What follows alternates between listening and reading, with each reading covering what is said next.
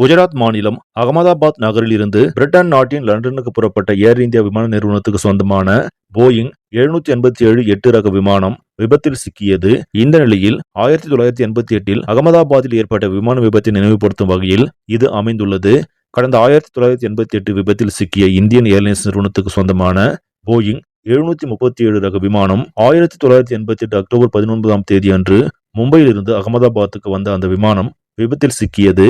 இதில் பயணிகள் மற்றும் விமான பணியாளர்கள் என 133 பேர் உயிர் இழந்தனர். இது தேசத்தில் நடந்த மிக மோசமான விமான விபத்துகளில் ஒன்றாகும். மோசமான வானிலை காரணமாக இந்த விபத்து ஏற்பட்டதாக தெரிவிக்கப்பட்டது. அந்த விமானம் மரங்கள் மற்றும் மின்சார கோபுரங்கள் மீது மோதிய பின்னர் சிலோடா கோடக்பூர் கிராமத்துக்கு அருகில் உள்ள விளைநிலத்தில் விழுந்தது.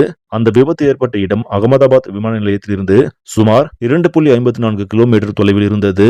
அந்த விமானத்தில் 129 பயணிகள் மற்றும் 6 விமான பணியாளர்கள் பயணித்தனர்.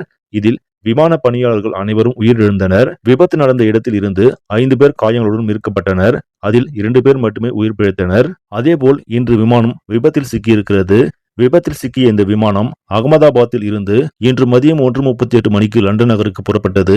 ஏர் இந்தியா விமான நிறுவனத்துக்கு சொந்தமான இந்த போயிங் 787-8 ரக விமானத்தில் மொத்தம் பயணிகள், பணியாளர்கள் என மொத்தம் 242 பேர் இருந்தனர். இவர்களில் 169 பேர் இந்தியர்கள், 53 பேர் பிரிட்டிஷ் நாட்டவர்கள், ஒருவர் கனடாவைச் சேர்ந்தவர் மற்றும் 7 பேர் போர்ச்சுகல் நாட்டைச் சேர்ந்தவர்கள். விபத்தில் காயமடைந்தவர்கள் சிகிச்சைக்காக மருத்துவமனையில் அனுமதிக்கப்பட்டுள்ளனர். இந்த விமான விபத்து தேசத்தையே அதிர்ச்சிக்குள்ளாக்கியுள்ளது.